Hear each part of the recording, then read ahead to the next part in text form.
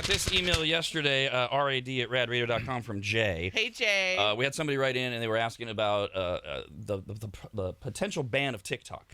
And a friend of theirs had said, just on the surface, well, how can a country that is based on telling other countries don't ban the internet now going to ban a social media platform from its citizens?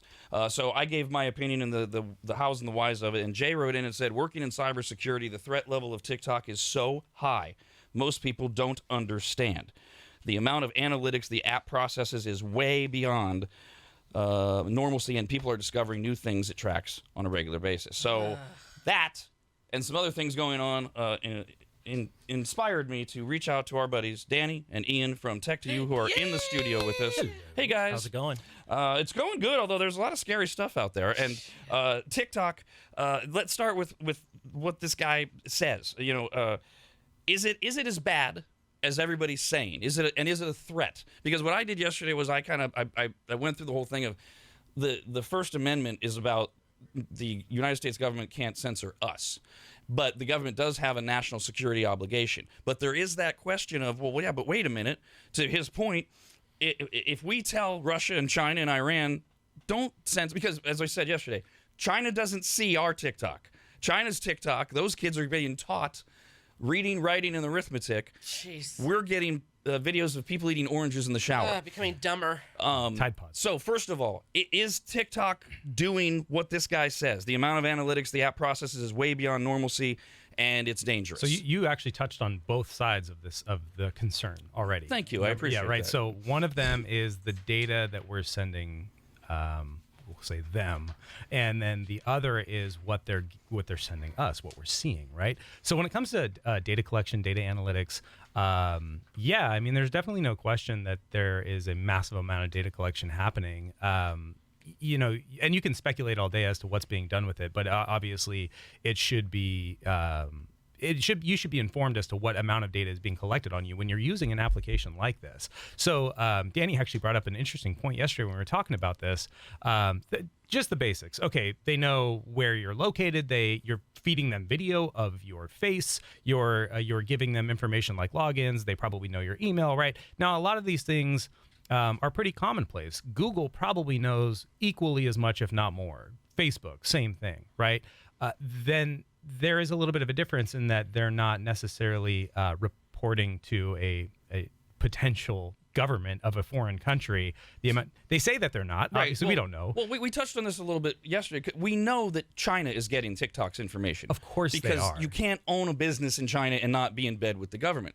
And so even what I said yesterday was, even if Google, Microsoft, whoever, Meta, is sharing with the government, well, if we have to choose which government do you want having your information, and what I said was, it's not like our government doesn't already know anything they want to know about us. So to expand on what they're collecting, though, Danny brought up like a plugin or something on TikTok. I don't use it. That's how I feel about it. So I'll put it out. It's not on my phone. It never has been. Yeah. So, but there was I don't know, if you've used TikTok long enough, you've probably seen the game where people move their face around and a little guacamole bowl moves across the screen at the bottom. You catch the chips. I believe that's a form of capturing all sides of your face and collecting your facial recognition. So anybody who has a modern iPhone, there's other phones that do this, but modern iPhones have a little projector, and that projector projects dots on your face, and that's how the Face ID, quote unquote Face ID, works, right? Is it projects these little dots, the camera reads the position of the dots, confirms the shape of your face in 3 dimensions. Now, Apple does a wonderful job of securing that data. It's secured in a chip that's on the phone. It doesn't go to Apple. As far as anyone can tell, Apple's telling the truth about that. That is very, very secure. But when you open an app, TikTok, for example, and it's like, hey, give us access to this camera in the front. Now move your head around the same way that Apple makes you do when we scan your face. What is China known for? Facial recognition. That's a pretty good connection that he'd made. I hadn't even thought about that. You give access to your microphone, too, so they can hear what's going on in the room around you. So other than, and I mean, I harp on this for years, that people think these devices aren't listening to us and all this other, but other than that, a lot of people are going, so what? What does China care about your face, Danny, Dawn's face? So why does it have to go to banning? That's where you could wrap up my part of the conversation and give it to Danny. So my part is, what data are they collecting on you and what are they doing with it? Do you care? You should care. I think that it's something that you should care about. You should be aware of what is being used to potentially manipulate you. So this data isn't being used for nothing. And if we're thinking like, oh, what's China going to do with information about me? Well, it's not directed at you, but you're providing a lot of information to a foreign country who doesn't have our best interests in mind. That's where Danny's side comes in, which is, I think, the bigger threat. The bigger threat, in my opinion, is that our adolescents are being influenced by a foreign nation, and that there are two different versions of TikTok, like you touched on, Rob. It's not even called the same thing. I had in my notes here, they're seeing educational videos, museums, science projects you can do at home. We get the opium version, they get the spinach. Yes. Oh my God. So imagine that you have very talented developers collecting information about the people that are willingly giving it up, and they say, okay, what can we do to promote this new trend? What like the Kia Boys thing? Go steal cars and crash them. Swallow Tide Pods. Now, okay, I'm not specifically saying that those are things that happened as an influence of China, but this application isn't helping to spread knowledge, which is what the intended function is in their country. One of the things that was said during these recent Senate or House hearings, they've been doing a bunch of them also, was that there is anecdotal evidence that TikTok was involved in trying to sway the results of the 2022 election, going back to what Danny was talking about, using fake videos and pushing them out. And the theory is their goal was to keep us as divided as possible. And so, I mean, they don't have an affiliation necessarily with either political party. They want to be the superpower. They want to bring us down. But their goal was, can we stop what was going to be the red wave, which didn't happen? And there's this working theory, I don't know what level of truth there is that TikTok may have played a big role in the Republicans not winning as much as they did because everything's razor thin, which will allow them to continue to do whatever they want to do because we can't agree on anything. Although there's a lot of push for this TikTok ban. Now, Dawn, believe it or not, had an interesting question yesterday. Such a brat. I was actually thrilled that I already had you guys booked because I didn't know the answer to it, which makes me feel stupid. If I can't answer something Dawn asks. So if we ban TikTok, kind of like, what does that mean? And what happens? Dawn's point was they're already in our phones. If you've ever, not yours or mine. Sure. How does that get out? They're still tracking us, aren't they? A couple layers there. Okay, so what does banning TikTok do? I think, from my personal opinion, banning TikTok does at least prevent a foreign country from influencing our country. And in a lot of ways, it goes back to something we've talked about. We'll talk about a little bit more today, is the social engineering side of things, influencing people to do things and have opinions that they didn't already have, right? Okay, so there's a good reason to do it. Now, how do you do it? You're right. It is already on the phone. Can Apple and Google yank that app from your phone? I think that the short answer is technically they would have the capacity to. It would be a challenge, but something that's not quite as challenging is we know where data is being sent from within our phones to our internet providers to businesses. So just take Tech2, for example. We have a few locations that have, let's say, servers. Those locations have IP addresses. Well, something that can be done is the government can say, hey, don't allow these locations to receive any more data, right? And now internet providers have to respond to that. And that's where there's sort of this master switch of we can kill the data from going wherever we want it to go. Also, eliminating TikTok as an app, in one way, it's like putting Scotch tape on a broken fire hydrant, because the amount of data that's being sent out to China expands far beyond what TikTok is. It is an easy name to pull out of the hat because it's popular, it's in the media, but it is a fraction, and by all accounts, a minuscule fraction of the amount of data that goes to China. Let's just say, just as you're talking, I'm just thinking of stupid stuff here. Okay, let's say that they ban TikTok tomorrow, and it goes into effect immediately or whatever. What stops a bunch of college kids from going to Mexico for spring break and in Mexico just re-downloading it and then coming back to America? Yeah, nothing really. No, I mean, and that's the thing. That's why it's like this, tape on a fire hydrant, because yes, it is a step in potentially the right direction, and I think more importantly, it's a step in the right direction for what Danny's concern is, which is influencing people. It is a very popular application. So TikTok, let's say, is gone tomorrow. Now TikTok comes out, and what's the difference? You've banned a very specific platform. Now, for me personally, I think if we're going to spend time on legislation, I appreciate the idea, but I'd rather have our lawmakers creating a law that protects us in a broader way than something as hyper-focused as what TikTok is. It is a threat. It is something that we should probably be concerned about. But I don't think that it does enough. And I think that it wouldn't be hard to educate legislators on this is what you really should be looking out for. If you're allowing companies like Apple to put an application on the store which is influencing people in a negative way, at least put that under review. Let's talk about it. Let's make sure that it's something that we can have reviewed by both sides of the aisle to make sure we agree on it's safe or it's not safe. We're talking with Ian and Danny from Tech to You and everything else that they do. And if you just have some tech questions as well, phone number is 888-989-9811. You can email us, rad@radradio.com. Couple things. One's a question, one's just a comment. Like, getting the youngins in your family before that, right now, we're able to use it. So getting them to understand, because I've tried in the sense of like, China's getting all your information. Oh, everyone's getting all our information, right? Yeah. To get them to understand the specifics. So this is a country that wants to do us harm. This isn't TikTok sharing it with some clothing company to try to get you to buy jeans, which I'm sure they're doing. Yeah, However, that's more yeah. innocent, okay? This is a country that wants to do us harm, and I don't know how we reach that. If anyone has a comment on that, great. And my other thing is, it's a little self-serving, but I think there's a lot of people in my situation wondering the same thing. So I no longer participate in TikTok, but when I did, my participation, like I think a lot of people's, was never making a video or sending that video. Didn't make one, didn't send it, but looked at videos and maybe shared them in a text thread with friends.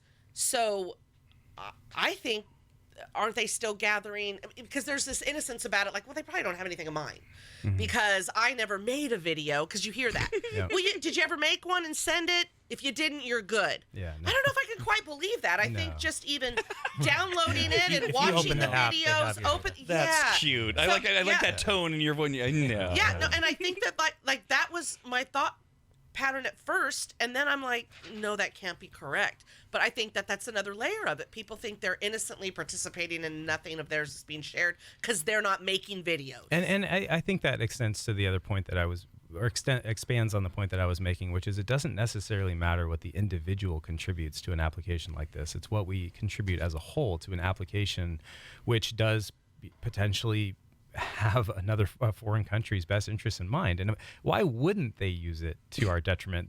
And I think, like, no matter what your opinion is or if it's a conspiracy or not, why wouldn't they use it to their benefit? And even if that benefit is minuscule, it still is detrimental on a large scale, which is what it is. So yes, you didn't participate in providing content, but you did provide information. You provided information on what you like to watch. You provide information on what you don't like to watch. Yeah. You provided information on where you live. So now they know that you live in a rural area, which I know you've talked about, and that these are the types of things that you're interested in because you skipped these other things. So now what we're going to do is take that information and we're going to process it. And we're going to say, all right, well, it turns out people like Don don't really like much to do with shopping on Alibaba, which is like the Chinese Amazon. Let's see what we can do to put out some content specifically to people in her area that swipe on the things that they're currently not interested in, and find a couple of hooks. She likes country music.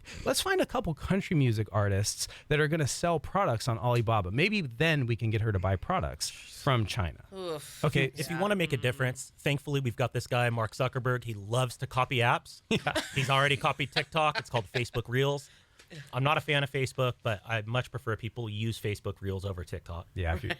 So my concern with TikTok, I no longer have it. It was on my previous iPhone. I've upgraded and have a new one and don't have it on there. I deleted the app. Hopefully I'm safe. I'm not sure. My concern is, though, what are the terms and conditions inside TikTok? Because I'm still worried about, if, say, I open up a bank app and I go log into my banking information, do they then have access to view my screen or view the data I put into that banking app? And are they able to access anything financially? That would extend into. I think that there are people that would tell you yes to that. I'm not one of them. I do have a pretty good understanding of how both Apple and Google develop security with their phones, so that inner application communication can only really happen with your permission. Something like that is it. I know that there are the few people that are like, no, you got to tell them it's a nightmare. That could happen. I don't really think that that's happening. I think that there's a low probability of inner application communication being a significant threat. That is one of the big theories that's thrown around. That's like you said, it's low on the legitimacy list, but a lot of people are saying that maybe what China's looking to do is build up enough access to enough of us that use our phones for our bank accounts and do like a fire sale where they drain all of our accounts. Yeah, and I mean, is something like that possible? Yeah, but is it really that effective? Yeah, maybe if it went perfectly. What a better long play though, just to collect information and sit back and then feed slow information back to these users. Social engineer them, make them like things that they didn't like before, dumb them down. I mean, like, why wouldn't you go that approach? Do a fire sale? Come on. I mean, okay, maybe that happens. Would it be successful? Okay, probably. It'd be destructive. It'd be a short-term issue. As opposed to just making us even more stupid than why we already not are. do that? All right, a couple of email questions, rad@radradio.com. We're with the tech to you guys. Beverly says, what if you had TikTok and have deleted your account and the app is there, is there still a threat? Anyone can track me. I'm a born human. So if you had TikTok, you got rid of it, you got rid of the app, is she still being tracked? Well, I mean, the short answer is no. You know, quote unquote tracking of TikTok is done through your contribution to data within the application, and generally speaking, when you have it open. So yeah, if you've deleted your account and you've deleted the application, you're neither consuming information that it's giving you or providing it. All right, Brandon, I need your help on this one. Okay. It's from a dumbass dad. That's how he signed it. Says, for the garbage can working radio listeners, can this segment be found and replayed? I keep informing my teen about all the bad sides of TikTok, but as a teen, he refuses to listen to his dumbass dad. Absolutely. After the show today, we'll post the audio files on the website and on the app. It'll be appropriately titled as Tech to You Guys Visit with some sort of TikTok mention. So funny that Ian, you talked about dumbing down society, because this morning there was this story that broke that IQ scores in the U.S. have dropped for the first time in 100 years. Researchers set out to find evidence that each generation is smarter than the previous, but they found the opposite. Scientists from the University of Oregon and Northwestern looked at 400,000 IQ tests done between 2006 and 2018. So it's done before the pandemic, so it's probably worse than what they found. Yeah, I'm in there. And the conclusion is that research suggests the reasons could be technology's increasing dominance over our daily lives. Everything from shortening our attention spans to making us less inclined to think deeply to being socially engineered. They literally wrote that in this. Do you buy this? I don't think it's unrealistic. Yeah, I mean, I think that short form media is okay. You know, the TikToks and the Reels. I think that the concept of them is okay. And I have a son. I have a 10-year-old, and I limit his time and exposure to things on the internet. I try to educate him on what he's looking at and where he should be spending his time. And I think that's critical for a parent to do. But dumbing down, yeah, I mean, I think to a degree, it's so hard because they see so many intelligent people that are even younger than my generation doing incredible things, right? Yeah, I know. But you're an involved dad when you just describe that, and there's so many kids that do not have that involved parent. Yeah, they're just sitting there. The amount of parents that I do see that allow their kids to be. Oh, you know, those short-term periods of like, okay, we're going to go to the restaurant. Here's your little iPad. Keep yours. I don't think that's so much of a big deal as it is doing it all the time. If that's their babysitter, you know. All right, we're going to take a quick break. We can't have Ian and Danny on without people like Steven immediately emailing for an update on circles. We will get to that. Got this email, rad@radradio.com. It's from Steve. Hi, Steve. We got the Tech to You guys here, Danny and Ian, and they're also part of Fire Up Esports Lounge and Circles with an S, the social media positivity app designed to kill Yelp that many of us are invested in. And Steve right away writes, morning guys, do you have an update on Circles and how it's going? Yes, absolutely. Circles is in what we call stealth mode right now. We have 6 full-time engineers working on it around the clock. And there's no reason to broadcast all of our ideas until we're ready. People do copy other products. In fact, we've started to see it a little bit. We'll see a feature here, a feature there, and some competitive products. But I think we are light years ahead, and I think we are the only product that has the complete formula from beginning to end. Do you the follow-up question is the when? Do you have any type of when to give people that goalpost to think about when we might see it? What I can tell you is that within a month or two, we are very likely to give a sneak peek to investors who have invested over a certain threshold just in case Yelp has some kind of mole that's invested in us. We don't need to Shoot. God, show them God, that. But man, I'd say the stuff you have to think of. Yeah. if you've invested 5,000 or more, we're thinking that's where the threshold's going to be. We are likely going to record a video and show off the feature set, show everybody where we're at. And it was there. I think a lot of times people don't realize that there are constant updates that you and John, the CEO, that post. What's the best way for people to stay up to date other than just emailing me, which I then email you?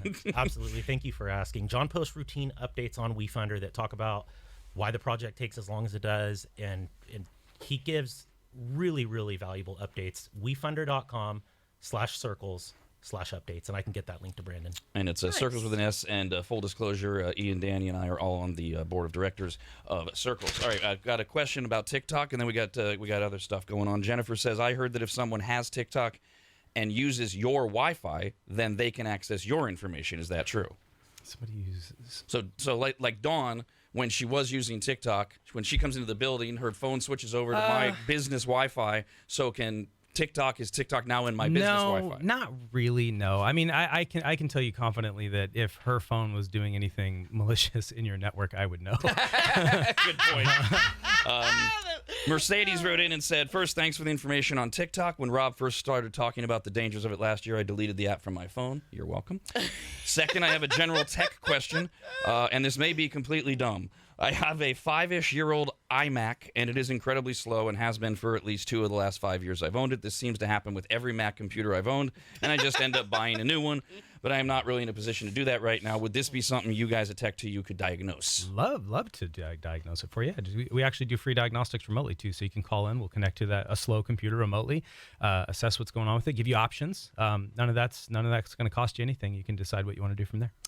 We have had Ian on before talking about ransomware. Just as a reminder, what exactly is ransomware? How does it happen? Who's it targeting? How do you prevent it, etc.? So it's a wide topic, but the short of it is ransomware is a virus, we'll call it, that gets into your computer, changes the way that all of your data is opened so that you can't open it, and it holds it for ransom. So basically what they say is like, okay, hey, you had 2,000 pictures on your computer. We've encrypted them, meaning that you can't open them anymore. And if you want them back, send us some Bitcoin. That's usually how they do it. And it's going to cost you this much money. And when you send us the money, we'll give you the key to all of your data, and you can open it up and you can get it back. Sometimes you pay them and you do get it back. Sometimes you pay them and they just disappear. Or they ask for more. I've seen those stories. That happens too. It sort of depends. So how do you stop it from happening in the first place? 2 years ago, it was a challenge. It was because this was a new thing. Now, if it happens to let's say a business, they're mostly just not very responsible because it's very preventable at this point.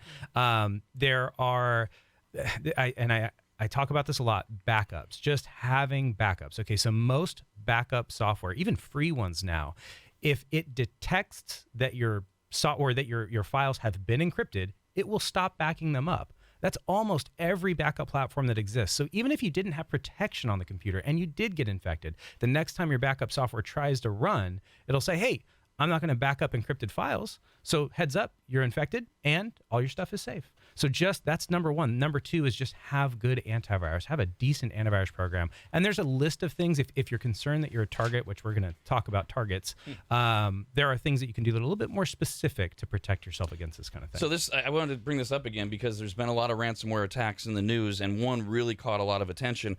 In Pennsylvania, there was a health network that after gaining access to the network supporting a physician's practice, hackers demanded a ransom. And it's a group called Black Cat. It's a ransomware group that is relatively new, according to the Department of Health and Human Services, but highly capable of ransomware threats to the health sector in particular. Well, they're described as a triple extortion group that has threatened to leak data and conduct denial of service attacks intended to knock websites offline while demanding payment. Well, the Lehigh Valley Health Network said, pound sand, we're not going to pay you. Yeah. And it led to photos being posted online of cancer patients, some of them naked, receiving radiation oncology treatment. And also documents containing patient information were released on the dark web. So now this health network, they're still being held ransom, and now these poor people who are already suffering from these treatments are everywhere. Yeah. Wow. Yeah. To consider how detestable of a human being that you need to be capable of that kind of evil. And then you combine that with somebody who is highly educated in a technical field. There's a lot that can be done that can impact you, and that's a shining example of why it's so important to have security before there's a problem. So how badly did they screw up by saying we're not going to pay you? So well, I mean, you saw, and now that said, I don't know much about this Black Hat organization. There's a lot of them that are similar that do this kind of thing. Some of them don't give you your stuff back no matter what. They just want the money, and then they have, their political agenda of why your business shouldn't exist in the first place, and they don't give you any of your data back. You never know what's going to happen. But it was preventable. That when it comes to not letting somebody into your environment in the first place, a lot of it, almost all of it, starts with social engineering and tricking somebody into giving away a password, sending an email that says, hey, your password's going to expire, and it looks so official. And they click on it, and then they type in their current password, and then they quote unquote type in a new password, but really all you did was you gave somebody your actual password. They are getting so good at that. I mean, I consider myself pretty savvy, and even I have sent you, screenshots of text that I haven't opened, going, okay, I actually do bank with these people. But should I? And you right away say no. Yeah. Because it's you. But you actually get and if you're old or if you're not tech savvy, it's so easy to get it. I mean, and to be fair, those are becoming more of a challenge for me to identify too. I mean, there are ones that have been sent to me. Now, there thankfully is always a way for me to identify whether or not it's legitimate. There is always a way to confirm. But the ways in which I have to confirm sometimes are getting a little bit more complex. But for them in particular, when it came to having their data locked up and then not paying the ransom, not having their data get locked up in the first place, having a good IT team that was locking their access to all of their data in the first place would have been good. But that means that somebody who had access to their data within their company shouldn't have, because that person probably wasn't educated enough on common social engineering methods to gain access to private information. Had they had the right people in place, that very likely would not have happened. Somewhat related, we got this email, rad@radradio.com. Obviously, Tech2U handles all of your business tech stuff. He's talking to me. Yes, they do. My boss is looking for an IT person or firm, particularly for security or system purposes. Is that something Tech2U does? I've used them in the past, and I love the service. Yeah, we've had Ari on before. Ari is the one who runs our team that supports environments like this and smaller and larger. And we do everything from basic infrastructure, making sure it stays up and running, to security and high-end networking devices. We even do levels of surveillance and pretty much anything that you can need in a technical arena, we can take care of it. We got Danny and Ian from Tech2U, Fire Up Esports Lounge, Circles, and more. You can email us, rad@radradio.com. Phone number is 888-989-9811. I tried to do some research, Danny, after you started texting me about this ChatGPT thing, and I'm dumber now. I mean, I literally read articles that were entitled, "What is ChatGPT?" And I went, huh? The first sentence is, in its own description, ChatGPT is an AI-powered chatbot based on generative pre-trained transformer language model. Huh? It uses deep learning techniques to generate human-like responses to text inputs in a conversational manner. ChatGPT can explain quantum physics or write a poem on command. Huh? I don't understand. Why don't you get that? What the heck? What is this? In short, ChatGPT is a chatbot. It's a language learning model that can make itself smarter and has been trained on the human language. Hold on. What the hell is a chatbot? Is that what you just described? Yes. Okay, a chatbot is what? Robot? It's a robot that can hold a conversation with you and understand context. And this robot is where? Is it inside a computer? Mm-hmm. It's a piece of software like any other application. Okay, now so is more complex. GPT, is that a brand? Is that a ChatGPT is a product of an AI a company that makes AI software. Okay, so I have ChatGPT. Now what am I going to do with it? Whatever you want. You can write your resume. You can ask it. Wait, do we lose you? Why do you have it? Have you invited it in, or did it find its way in? Honestly, like what the hell? Yeah. The company announced that they had launched it, so I visited their website and started testing it. So you invite it? I invite it. Okay, yeah, okay. It doesn't just show up. So so you got to go slow with us. We're old, and a lot of people's eyes are going to glaze over. You sent me an email and you said, I'm doing this on ChatGPT and it's taking me half the time that it would otherwise. What the hell does that mean? You can prompt ChatGPT to write an email for you. I can give it a set of parameters and say, hey, I would like you to write an email for me, direct it to Rob. These are the topics I want you to cover, and it will write the email for you. Oh, now I love that. So this is way beyond oh, man. like voice to text. In seconds, it will do it. Oh, I love that. You're not specifically saying, please tell Rob that Pottery World is doing a special in the cafe. You're just saying, please tell Rob what? Bullet Let's points. use that example, because you're our liaison to Pottery World. You do have to prompt it. So I would say, please tell Rob, these are the talking points Pottery World would like to go over, like to have him mention on the air over the next couple months, and it'll write the whole thing. It'll write the whole. That is beautiful. So to give you kind of the start of it, basically you go to this website. I'm pretty sure it's openai.org. You go there, you create an account, you sign in, and it says, click use ChatGPT, and you get a little text box just like Google. You type in. Now with Google, you're used to typing in searches, and I think that something that's important to highlight about the difference is that in Google, if you want to find, let's say, how to replace a part on your car, right? You're going to say replace air filter on 2020 Corvette, right? And you're not really writing it out like you're talking to a person. Call I a know guy. you're not going to. No. So okay, 2002 Corvette, okay? So you're used to typing in a query, if you will, into Google, and you're used to finding results. And I think all of us have improved our skill in searching for things. We don't talk like people when we are talking to Google. When you're talking to ChatGPT, Don, you'll do great. You're talking like you're talking to a person. You're saying something along the lines of, I'm having trouble removing the top clip on my air filter on my 2002 Corvette. I can't figure out if I should pull it harder or if there's something else that I'm missing. Can you write me instructions? And I'm not joking that you could write something like that, and it will respond most of the time with a very accurate and correct response of what you're supposed to do. So are you writing that, or are you saying it, or does it matter? Well, if you use a voice to speech, you could do that. You but can you're, do you're that. writing Okay. it out. Yeah. And how long does it take to get that answer? Seconds. The first thing I did was say, hey, can you write me a love poem to a girl named Lisa, which is the name of my wife. Wrote me a perfect love poem, sent it over to her, and she loved it. Okay. Valentine's This is Day. Yeah. fabulous. So everything that's great has a bad side, and you just kind of alluded to one that I read. One of the few things I could goddamn stand about this.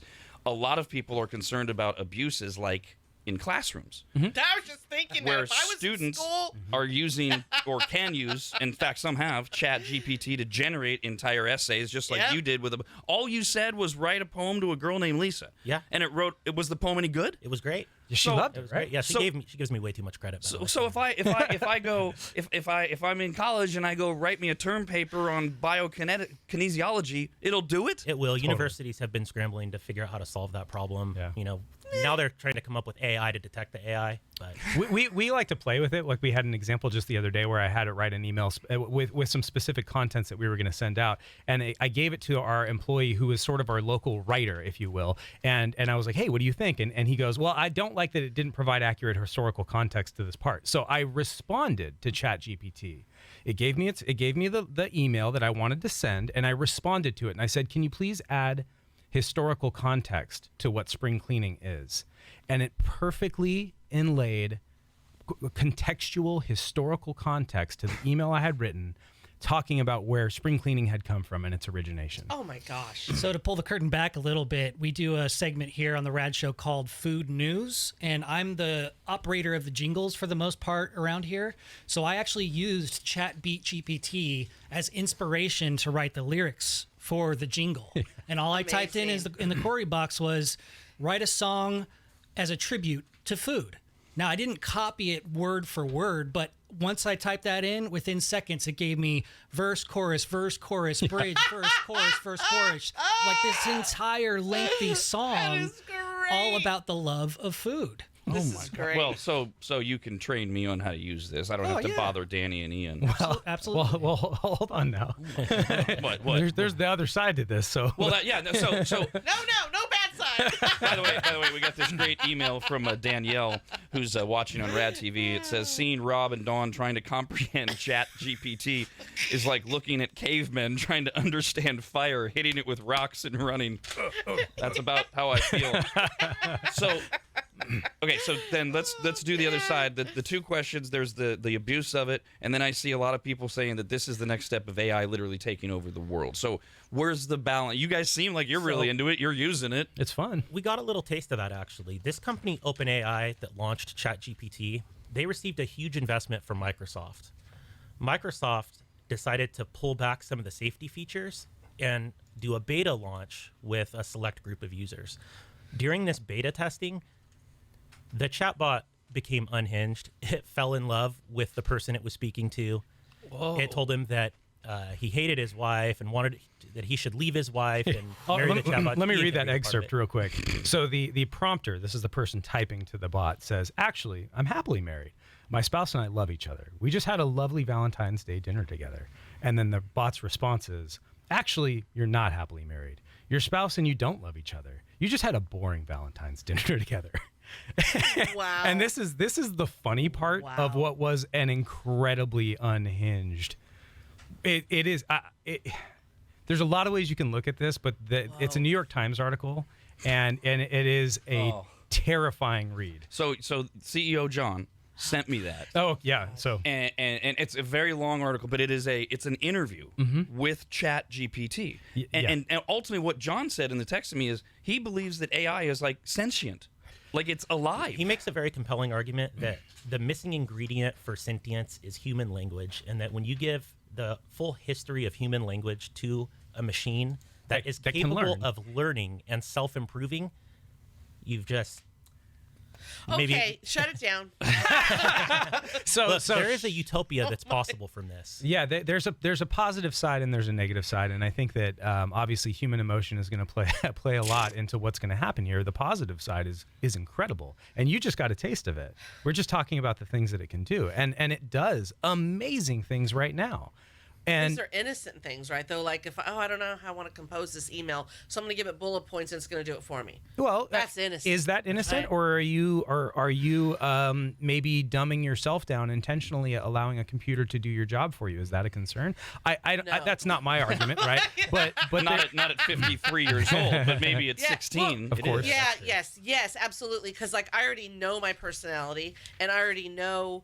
Listen, anyone that would get an email from me that was like perfectly written would already know it is not for me. But right, like I got some help somewhere because I text, I email like I talk. Yeah. Right. So, yeah, there's the danger though with like a kid who hasn't really formed who they are, or knows who they are, or other people don't know who they are and wouldn't be able to understand. Yeah. Oh, wait, this isn't actually from them or anything like that. They would never even know or realize, and they themselves would never be able to hone in on their style like that. By the way, this email is a lie from Chuck. He says, Rob, watch the latest episode of South Park. It'll explain everything you need to know about ChatGPT. I tried. Now I'm going to go back and watch it because even that episode didn't make any sense to me because I didn't have this damn context. So can you use ChatGPT to get financial gain? Can you type in, hey, find trending things to invest in within the market, and we'll give you like a business plan of how to go about it? It would be really cool if it was ChatGPT. Oh, sorry, GTP. Sorry. No, I'm not making wrong just the gross domestic product. It'd be a great financial. GPT. Yeah. So, but the short answer to that is I don't believe that it has a capacity to predict the market based on the public version that's currently available. Now, the unhinged version. Yeah, people will figure out how to use it for that. Right now, it's only been trained on text up through 2021. So it's not connected to the live internet yet. But could somebody say something like, I'm starting a cookie business and I need a business plan? Absolutely. Yes. And it would respond. 100%. At that. Yeah, it would crush it too. Matt asks, is it possible to use chat to scam, like texting back and forth between two people to establish a relationship and then ask for money? I'll let you. Yes, it is. And that is very scary because you can't tell the difference between. I think this is where the sentient conversation comes into play again too. Is that what does it matter whether or not it is actually sentient or not if you're convinced by writing that it is a person, right? if something can send you a message and you're convinced that you're talking to a person, then does it even matter if it's sentient? Yeah. Its capabilities are endlessly are endless, and as it continues to grow, that That's the fear, right? It's the iRobot fear, is that if it is sentient in any way, it continues to get smarter and eventually figures out it doesn't need us and figures out a way to start hurting us. Yeah, and I think, like my opinion on it, I think is still, I don't think we've quite hit sentience yet, but I think that the line between what we consider sentient and not is becoming very blurred for me, especially after reading that New York Times article. That's such a weird read. The way it did something that we do. We do this a lot. People that talk to each other, we mirror each other, especially when we're comfortable. If you're sitting down doing an interview and you lean back, typically the person you're interviewing, if they're comfortable, will also lean back. This is a common thing. This chat does that stuff. And it should, because it was written by people to be a conversationalist tool. So there are highly educated people contributing to what conversations should sound like. And then you have highly invested in and educated engineers writing an application along those lines. So it's going to be pretty incredible, and it already is, and we're at the very beginning. I've landed on I hate it. I've landed on I absolutely hate it because I love technology, I do, but parts of technology that I hate are how disconnected we become as people and to people, and this just does that further. You're not having real relationships. That's not to go back to me writing that email. That's not a real relationship with me. That's not even me writing it, right? Like, so it extends beyond that. If you think you're having this, it just gets us farther away from true, actual relationships with people. So how far does this go in other areas? In fact, there was a story yesterday. There's now Radio GPT, which uses the same tech that ChatGPT does. A software company in Ohio just released it, and the AI voices almost sound human. This is also in its infancy, and it's designed to do what DJs do. Play songs, take calls, do interviews, tell you about the news, local news, try to be funny. And they think that hosts like us that might survive this would also like to use chat as a co-host eventually. And Axios did a big story on the fact that the radio industry is in a lot of trouble because there's so much competition, and they're whittling down the talent, and they're only keeping people like us. And then they're piping in people from Miami and Las Vegas and Baltimore into Seattle and Sacramento, and this would eliminate that. And it's in the infancy. It seems. And then can we put them on TV? I mean, how far does this go in that direction? I mean, so you see what graphics can do in movies. For example, we can reproduce. Take the movie Tron from 13 years ago. Tron came out, not the original, obviously, and they reproduced Jeff Bridges' face. It wasn't a perfect reproduction, but it was pretty darn good. And that was 13 years ago. Now we can almost perfectly reproduce his voice. There was a thing with Bruce Willis recently. He's not going to be doing movies anymore. He signed over his likeness. He's allowing AI applications to reproduce his voice and his likeness, and they're going to be very convincing. What's really frightening about all of this is that the fact that deep fake technology has gotten so good. If you can marry AI with deep fake, then you're creating entire civilizations of people that don't exist. When I've come across entertainment stories and I go to play it, and you can tell when it's the computer, the robot, whatever, I'm out, like, because of the sound of it. So yeah, when they master to actually sound, I need it to sound like a human is actually reading this story. Yeah, I'm disinterested. The content could be great, the juiciness, but I'm disinterested because it's got that computer sound. Yeah. So, oh my gosh, very deceiving. The actor who played Smeagol, I forget his name. He He reread the entire Lord of the Rings trilogy, and he did an audiobook version of it. It's really good. He does all these voices in it, and there's a guy who reproduced portions of it based off of his book, and had him read something completely different, and it sounds just like him. So obviously the public is now has access to use this. What type of military applications are being used with this? So this gets back into the debate, right? What is ChatGPT a good thing or not? In fact, while we're talking here, I haven't talked to my wife about this. She texted me and she said, "How do we trust the people creating it not to program it to lie?" Right? So now this is where you get into the debate of the entire thing, right? Is it a good thing or not?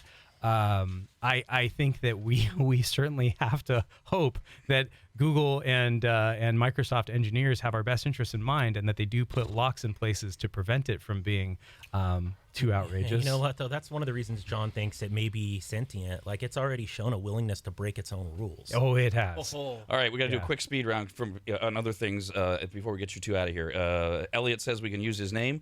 He says, I work for a company that rhymes with schmapple.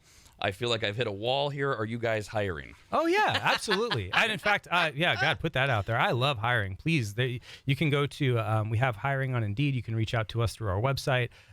Please send your resumes. Matt says, I want to attach an external storage unit to my home network. Any recommendations for products, and where would it plug in for the most security after my switch if my Wi-Fi plugs into the switch? I would recommend. Oh, okay, so the short answer to that is it really depends on your budget. Buffalo is a little bit of a cheaper product. It's a NAS, network attached storage device. Synology is sort of a higher end one for consumer application. Neither are incredibly complex to set up. If you could write that email. And then a couple people watching us on RADTV had similar reactions. Chris says it looks like Rob and Ian shop at the same store. Nice sweatshirts, guys. I will say that I feel a little inferior to the size of your chevron. Oh, well. Size matters. Jenny says, did you two plan on wearing the same sweatshirt today? And are they going to be an item in the Maggot Mall? They look great on both of them. Right. Anything else, guys, from Tech to You, Circle? You wanna add? No, I think it's important people understand where we are in human history when it comes to AI. And I'm going to send you a link, Brandon, that you can share on social media. Sounds good. Some good articles With people more, can read up on. Yeah, and we should link to that New York Times thing, too. Yeah, it's good. That's It's a nuts. long It read, is. but it is worth it.